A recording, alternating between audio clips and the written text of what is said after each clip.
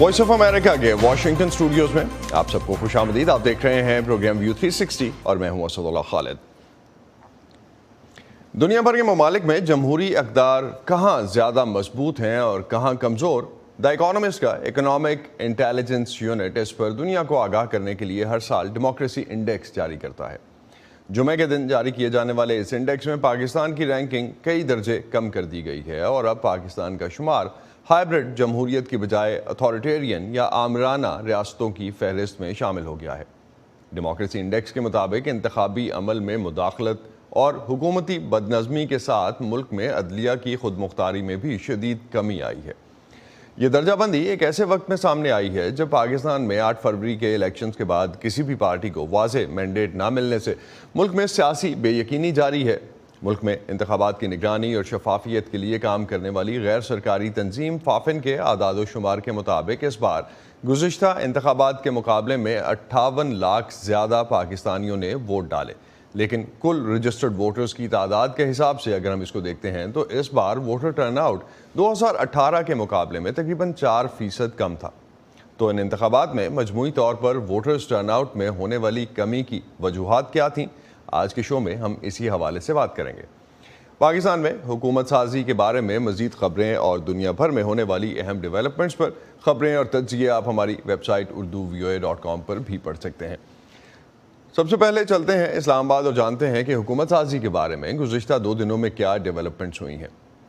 Asim voice of America کے ہمارے ساتھ ہیں اس وقت. عاصم علی رانا، کیا حالات ہیں آج اسلام آباد میں؟ اور سپریم کورٹ میں انتخابات کو کالعدم کرنے کی ایک درخواست کی سماعت تھی آج، کیا اپڈیٹس ہیں اس پر؟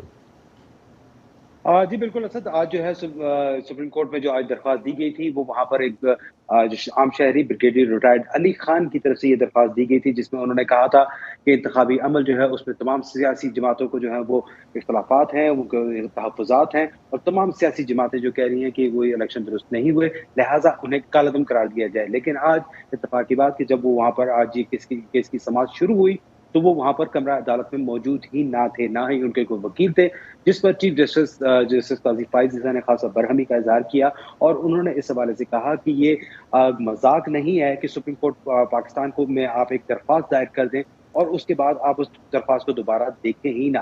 لیکن عدالت نے اس حوالے سے جو ہے وہ کیس کی سماعت جو ہے وہ 27 فروری تک جو ہے وہ ملتوی کر دی ہے. اس کے ساتھ ساتھ جو اسلام آباد میں جو اس وقت اہم صورتحال ہے اس میں جو مختلف سیاسی جماعتیں ہیں وہ یہاں پر حکومت سازی کے لیے اس وقت کوششیں کر رہی ہیں، ان کا مختلف جو ہے کوششیں جاری ہیں. آج پاکستان تحریک انصاف نے سنی اتحاد کونسل کے ساتھ جو ہے وہ انتخابی اتحاد کیا ہے تاکہ وہ جو ہے فوری طور پر انتخابی عمل میں شامل ہو سکیں اور وہاں پر جو مخصوص سیٹیں، جو خواتین کی مخصوص سیٹیں ہوتی ہیں وہ حاصل کر سکیں. اس کے لیے پاکستان تحریک انصاف نے جو ہے وہ آج سنی اتحاد کونسل کے ساتھ باضابطہ طور پر اپنے اتحاد کا اعلان کر دیا ہے. اس کے ساتھ ساتھ جو یہاں پر دوسری جانب پاکستان مسلم لیگ نون اور پاکستان پیپلز پارٹی کے درمیان پاور شیئرنگ کے حوالے سے جو فارمولہ طے کرنے کے لیے مذاکراتی عمل ہے، ان کی کوارڈینیشن کمیٹیاں ہیں، ان کے مذاکرات کا سلسلہ بھی ابھی تک جاری ہے. گزشتہ روز تک جو تھا وہ یہ بات سامنے آئی تھی کہ وہاں پر پاکستان مسلم لیگ نون نے 3 سال پہلے خود حکومت کرنے اور 2 سال کے لیے پاکستان پیپلز پارٹی کو حکومت کرنے کی پیشکش کی تھی، لیکن بلاول بھٹو زرداری جو پاکستان پیپلز پارٹی کے چیئرمین ہیں انہوں نے اس بات سے جو تھا وہ انکار کر دیا تھا اور ان کا کہنا تھا کہ وہ وفاق میں کسی بھی طرح حکومت کا حصہ نہیں بنیں گے. لیکن بہرحال ابھی اس حوالے سے مختلف اطلاعات آ رہی ہیں اور ان کے مذاکرات کا سلسلہ جاری ہے اور ان کوارڈینیشن کمیٹیوں کی طرف سے حتمی فیصلے کے اعلان کے بعد ہی حکومت سازی کے حوالے سے فیصلہ کیا جا سکے گا. تو کتنے امکان ہیں عاصم اسلام آباد میں کہ مسلم لیگ نون حکومت بنائے اور کتنے امکانات اس بات کے ہیں کہ پی ٹی آئی کی حکومت بنے؟ اصل اگر دیکھا جائے تو وہاں پر جو قانون کے مطابق دیکھا جائے تو وہاں پر اس وقت پاکستان مسلم لیگ نون اور پیپلز پارٹی حکومت بنانے کی آسانی پوزیشن میں ہیں اس وقت، کیونکہ لیکن پاکستان تحریک انصاف کے پاس اس وقت اپنی خواتین کی جو مخصوص نشستیں ہیں وہ حاصل کرنے کے لیے ان کے پاس وقت بہت کم ہے. جس وقت تک ان کو اگر ملتی ہیں اب وہ سنی اتحاد کونسل کے ساتھ مل کر وہ اپنی مخصوص نشستیں حاصل کرنے کی کوشش کریں گے تو جو ان کی عددی برتری ہے وہ وہاں پر جو ہے وہ 120 سے لے کر 130 تک پہنچ سکے گی. لیکن حکومت سازی کے لیے تقریباً 169 سیٹس جو ہیں وہ درکار ہیں. اس صورتحال میں پاکستان مسلم لیگ نون اور پیپلز پارٹی اگر یہ مل جاتے ہیں تو یہ بآسانی حکومت بنانے کے لیے بالکل تیار ہیں. لیکن پاکستان تحریک انصاف مخصوص سیٹیں حاصل کرنے کے بعد بھی بغیر کسی بڑی جماعت کو ساتھ ملائے وہ ابھی تک جو ہے وہ وہاں پہ ملانے کی پوزیشن میں نہیں ہے. تو ابھی جو صورتحال نظر آ رہی ہے اس میں تو بظاہر یہی نظر آ رہا ہے کہ پاکستان مسلم لیگ نون اور پاکستان پیپلز پارٹی اور MQM مل کر حکومت بنائیں گے. لیکن اگر جیسے ماضی میں بعض اطلاعات جو سامنے آتی رہی کہ پاکستان مسلم لیگ نون جو ہے وہ اس بات میں دلچسپی نہیں لے رہی کہ وہ پاک میں حکومت بنائے. اگر کوئی ایسی صورتحال ہوتی ہے تو اس میں پاکستان پیپلز پارٹی اور PTI کا اگر کوئی اتحاد ہوتا ہے کسی اسٹیج پر جا کر تو وہ حکومت بنانے کی پوزیشن میں ہوں گے. جی تو عاصم، احتجاج بھی تو ہم نے دیکھا لاسٹ ویک، اب GDA کی طرف سے جو احتجاج ہوا اور اس کے علاوہ بھی جو چھوٹی ریجنل پارٹیز کی طرف سے بھی اور بڑی پارٹیز کی طرف سے بھی، جیتنے اور ہارنے والی دونوں پارٹیاں احتجاج کرتی نظر آتی ہیں، اس کو کتنا سیریس لے رہی ہے اسٹیٹ؟ جی بالکل اسد، اس حوالے سے جو احتجاج کا سلسلہ ہے وہ لگاتار جاری ہے. جو جتنی بھی جماعتیں ہیں، بالخصوص جو جماعتیں ہاری ہیں، جو جیتی ہیں، وہ سب کے سب انتخابی نتائج کے اوپر عدم اطمینان کا اظہار کر رہے ہیں. کوئی بھی جماعت جو ہے وہ ان کو مکمل طور پر تسلیم کرنے کے لیے تیار نہیں ہے. پاکستان تحریک انصاف خیبر پختونخوا میں انہوں نے اکثریت حاصل کی، پنجاب میں انہوں نے کافی بڑی تعداد میں سیٹیں حاصل کی، اسی طرح وفاق میں بھی انہوں نے سیٹیں حاصل کی. لیکن اس کے باوجود وہ وہاں پر کراچی کے انتخابی نتائج کے اوپر جو ہے وہ تحفظات کا شکار ہیں. وہاں پر ان کا کہنا ہے کہ کراچی میں ہمیں کوئی سیٹ نہیں دی گئی کیونکہ وہ تمام تر سیٹیں ہماری تھیں. اسی طرح راولپنڈی ڈویژن کے خاص طور پہ کمشنر راولپنڈی کے بیان کے بعد ان کے موقف کو جو ہے وہ تقویت ملی ہے. اسی طرح آج اسلام آباد میں ان کی جو 3 سیٹیں تھیں وہاں پر پاکستان تحریک انصاف کا کہنا ہے کہ انہوں نے آج اس کے خلاف اسلام آباد ہائی کورٹ میں درخواست دی تھی اور آج تینوں سیٹوں کے اوپر جو نتائج تھے وہ وہاں پر اسلام آباد ہائی کورٹ نے روک لی ہیں. ان کے نوٹیفیکیشن جو ہے ان کو معطل کر دیا گیا ہے. سو تمام جماعتیں جو ہیں وہ وہاں پر اس سے مطمئن نظر نہیں آ رہی. اگر اسی طرح پاکستان مسلم لیگ نون کی بات کریں تو وہ بھی خیبر پختونخوا اور پنجاب کے دیگر علاقوں میں اپنے تحفظات کا جو ہے وہاں پر اظہار کر رہے ہیں اور کہہ رہے ہیں کہ جی بالکل یہ الیکشن فیئر نہیں ہوئے.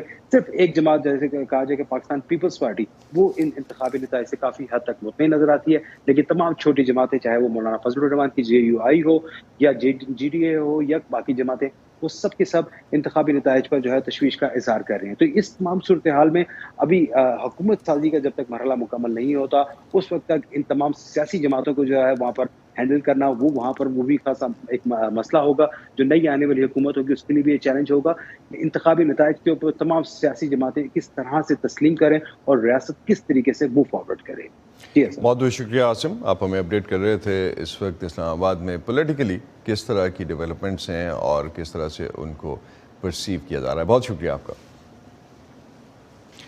مختلف صوبوں اور شہروں میں پڑنے والے ووٹ کے تناسب کے بارے میں free and fair election network یعنی فافن کی رپورٹ میں کیا کہا گیا تھا، پہلے اس بارے میں سمن خان سے جانتے ہیں اور پھر اس حوالے سے مزید بات کریں گے.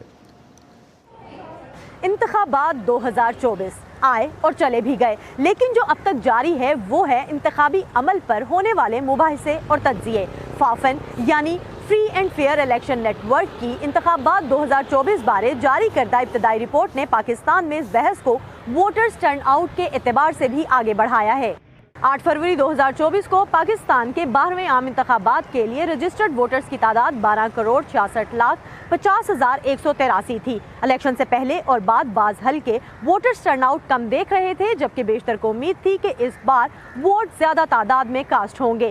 فافن کی اس رپورٹ نے اس اعتبار سے بہت سے سوالات کے جواب واضح کیے ہیں، جس کے مطابق قومی اسمبلی کی 263 نشستوں پر 6,05,08,212 ووٹ ہی کاسٹ کیے گئے. حالانکہ انتخابات 2018 کی نسبت اس بار 58 لاکھ سے زائد ووٹ کاسٹ ہوئے، لیکن شرح 52.1 سے کم ہو کر 47.8 رہی. فارم 47 کی گنتی کے عارضی تجزیے کی بنیاد پر جاری کی گئی رپورٹ کے مطابق وفاق سمیت تمام صوبوں کا ٹرن آؤٹ بھی منظر عام پر لایا گیا ہے، جو کچھ یوں ہے. سب سے پہلے بات کریں گے اسلام آباد کی، جہاں پر قومی اسمبلی کی 3 نشستوں پر 5,87,170 ووٹ کاسٹ ہوئے اور ووٹنگ کا تناسب 54.2% رہا.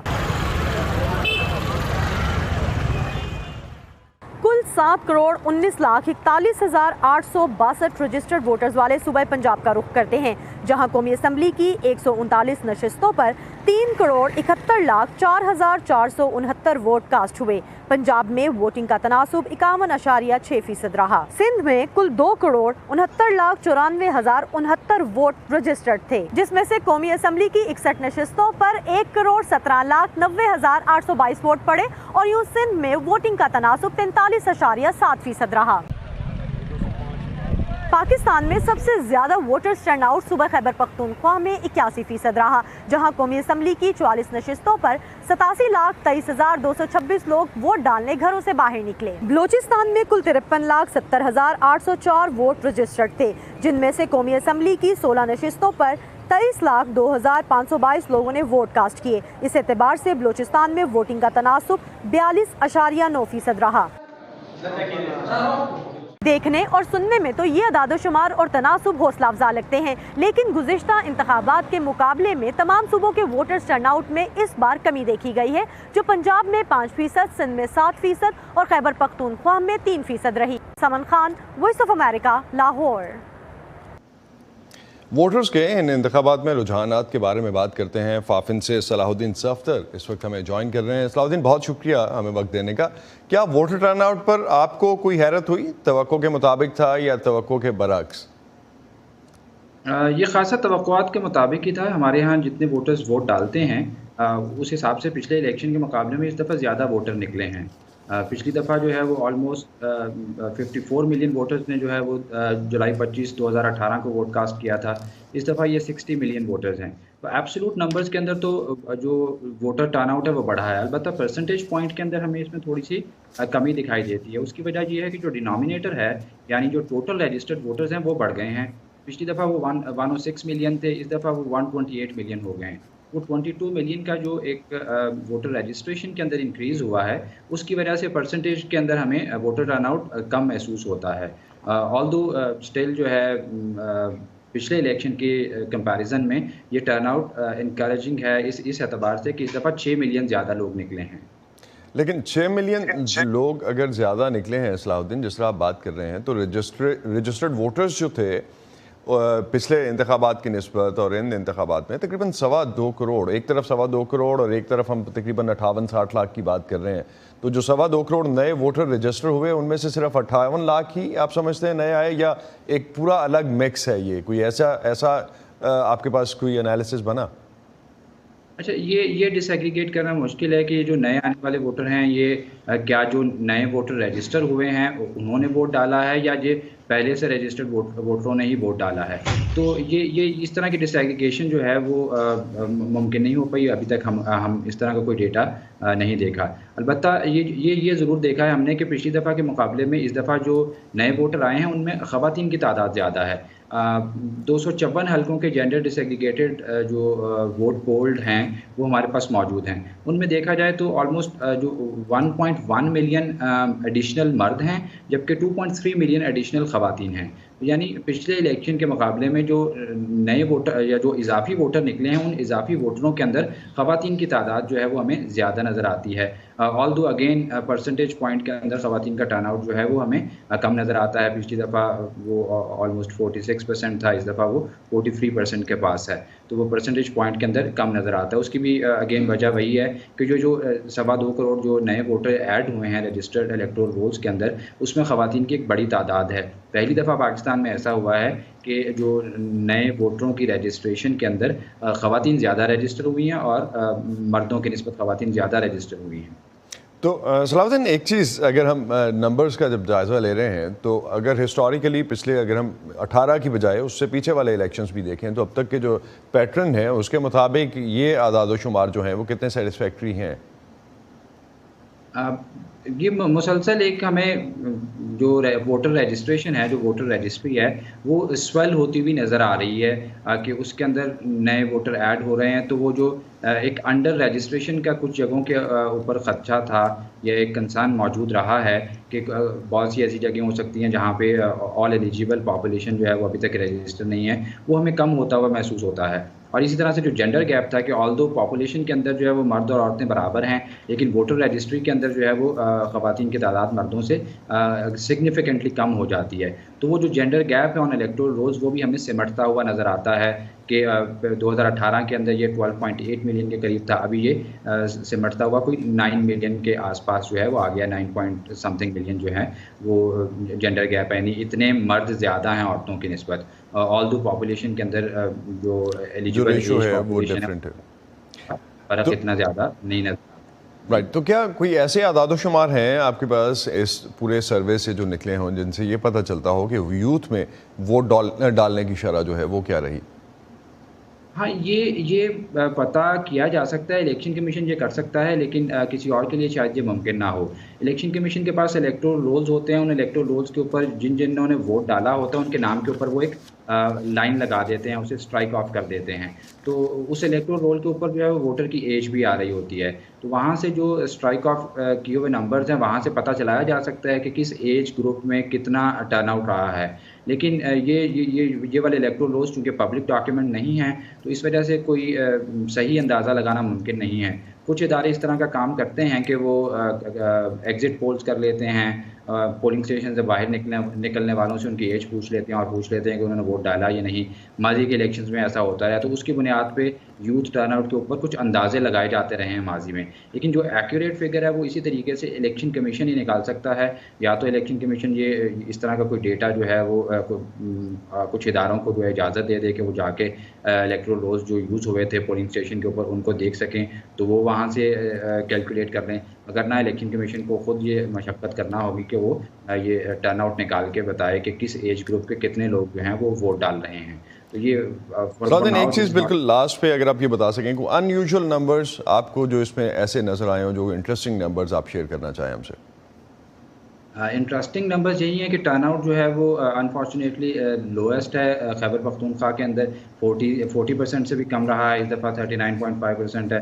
بلوچستان اور سندھ کے اندر جو ہے وہ 42-43% کے آس پاس رہا ہے۔ پنجاب میں آلدو اوور آل ٹرن آؤٹ جو ہے وہ 50% سے زیادہ رہا ہے، لیکن جو پنجاب کا جو گیپ ہے 2018 کے ٹرن آؤٹ سے وہ سب سے شارپسٹ ڈکلائن ہے کہ وہ 56 سے 51 پہ آیا ہے، تو باقی سب جگہوں پہ 2 to 3 یا 4 percentage پوائنٹ کا ڈفرینس آیا ہے، لیکن پنجاب کے اندر 5 percentage پوائنٹ کا جو ہے وہ ڈفرینس آیا ہے، تو وہ یہ آپ سمجھتے ہیں کہ ان یوزول نمبرز تھے جو آپ کے سروے میں سامنے آئے نظر آتی ہے۔ باقی اسلام آباد کے اندر سب سے ہائیسٹ ٹرن آؤٹ رہا ہے، وہاں پہ ہمیں نظر آتا ہے، آلدو اگین جو اربن پاپولیشن ہے جہاں پہ روڈس بھی ہیں، پولنگ اسٹیشن بھی ایکسیسیبل ہیں تو آرام سے لوگ پہنچ پائے، لیکن انکریجنگ چیز یہ تھی کہ بلوچستان کا ٹرن آؤٹ جو ہے وہ خیبر پختونخوا سے بھی بہتر ہے۔ بہت بہت شکریہ۔ فافن سے صلاح الدین صفدر ہمارے ساتھ تھے اور ہم بات کر رہے تھے کہ کس طرح کا یہ جو سروے اور جو اعداد و شمار تھے وہ کس حد تک انکریجنگ ہے اس کانٹیکس میں کہ ووٹنگ ٹرن آؤٹ اور اوور آل ووٹ ڈالنے کی یا سسٹم پہ اعتماد ظاہر کرنے کی شرح جو ہے وہ کتنی زیادہ ہے، نوجوانوں کا ووٹ کتنا اہم تھا اس الیکشن کے لیے، اس حوالے سے بات کرتے ہیں۔ Lahore university of management sciences سے علی عثمان قاسمی ہمیں جوائن کر رہے ہیں۔ علی، بہت شکریہ ہمیں وقت دینے کا۔ جس طرح الیکشن کے نتائج پر تنقید ہو رہی ہے اور جیسے تقریباً سبھی جماعتیں الیکشنز میں دھاندلی کے الزامات لگا رہی ہیں، پاکستان کے عوام اور خاص طور پر یوتھ کا سیاسی نظام پر اعتماد اور یقین کس حد تک متاثر ہو سکتا ہے اس سے؟ جی، یہ بڑا اہم سوال ہے کیونکہ میرے خیال میں بہت بڑی تعداد میں جو ایک یوتھ ووٹ ہے یا ایک موبلائزیشن ہے وہ عمران خان کے حق میں ہمیں نظر آئی۔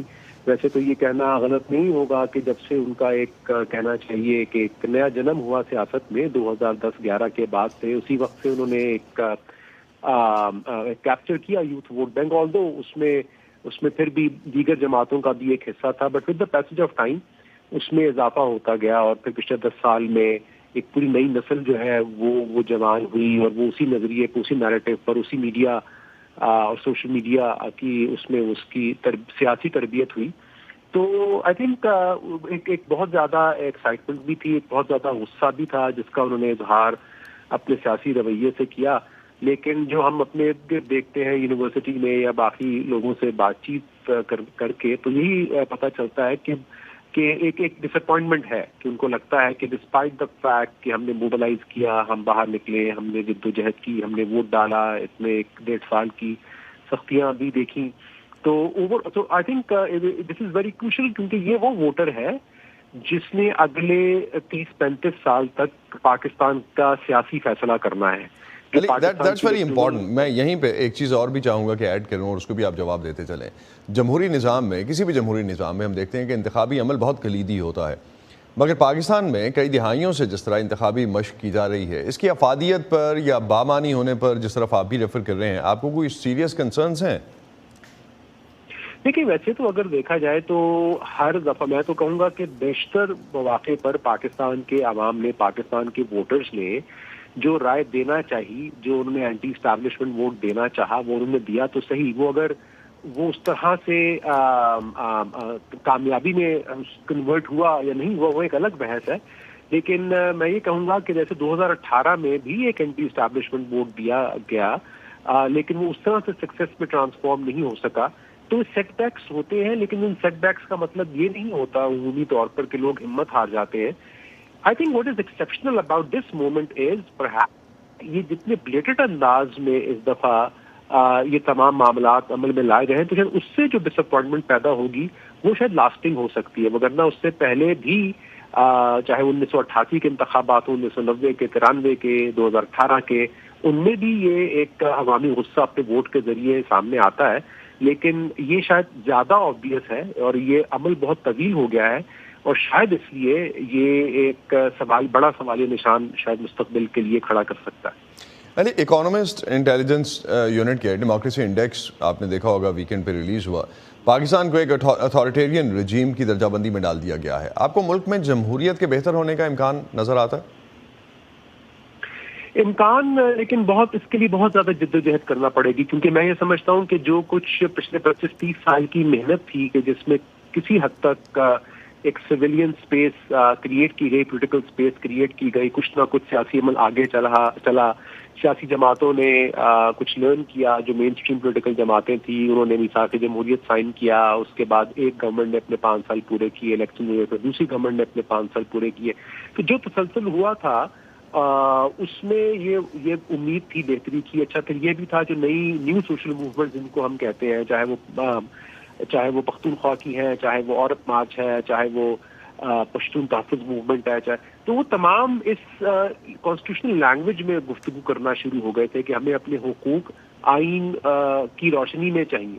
تو اس کو ایک بہت بڑا دھچکا لگا ہے میرے خیال میں. اور ان اے وے چونکہ آئین کی پامالی اس حد تک ہوئی ہے کہ اس آئین پر اب ایگری کرنا اور اس آئین کو بحال کرنا اور اس کو ایک یونیفائڈ کنسنسس کا ڈاکومنٹ بنا کر سیاسی جدوجہد کرنا وہ مشکل ہو گیا ہے. ناممکن نہیں ہے، لیکن اب میرے خیال میں زیادہ بڑے چیلنجز ہیں، کیونکہ پولرائزیشن بے تحاشا ہے، صوبوں میں ریزنٹمنٹ بے تحاشا ہے. جو ایک مین پولیٹیکل کلاس تھی وہ ڈسکریڈٹ ہو چکی ہے. جو لوگ اکثریت میں ہے وہ ان کی ریاست بیزاری بڑھ رہی ہے، ان کا اداروں پر اعتماد ختم ہو رہا ہے، ادارے بہت وائلنٹلی ریئیکٹ کر رہے ہیں. تو یہ جو آگے جو روڈ نظر آ رہی ہے پھر اگر تو جمہوریت کی بحالی کے لیے وہ بہت بمپی ہے، مشکل ہے اور شاید وائلنٹ بھی ہو سکتی ہے. ایک چیز لاسٹ پہ کوئکلی علی اگر آپ بتا سکیں، نئی حکومت سے مسائل کتنے بہتر ہونے کے امکانات ہیں؟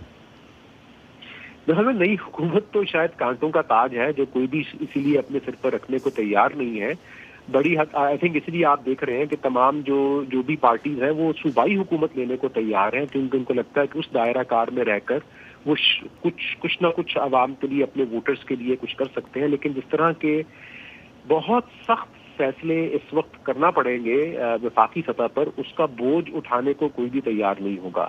اور جو بھی یہ بوجھ اٹھائے گا اور اس کے جو جھلک ہم نے پچھلے 16 ماہ میں دیکھی اور جس کی جو پولیٹیکل کیپٹل جس طرح سے خرچ ہوا مسلم لیگ نون کا، تو میرے خیال میں جو رہا سہا کیپٹل ہے وہ بھی خرچ ہو جائے گا. وہ بھی آپ سمجھتے ہیں کہ اسی پیٹرن پہ جائے گا. بہت شکریہ علی، وقت کی کمی، آئندہ کسی پروگرام میں اس ڈسکشن کو آگے بڑھائیں گے. بہت شکریہ آپ کا. اسی پہ ختم کرتے ہیں آج کا ویو 360. اسٹے سیف اور پاکستان اور خطے سمیت دنیا بھر کی اہم خبروں اور دلچسپ معلومات کے لیے آپ ہماری ویب سائٹ urduvoa.com پر آ سکتے ہیں. یہ سارا کانٹینٹ آپ کو ملے گا ہمارے سوشل میڈیا پلیٹ فارمز پر بھی. اب تک کے لیے اتنا ہی. اسد اللہ خالد کو اجازت دیجیے. خدا حافظ.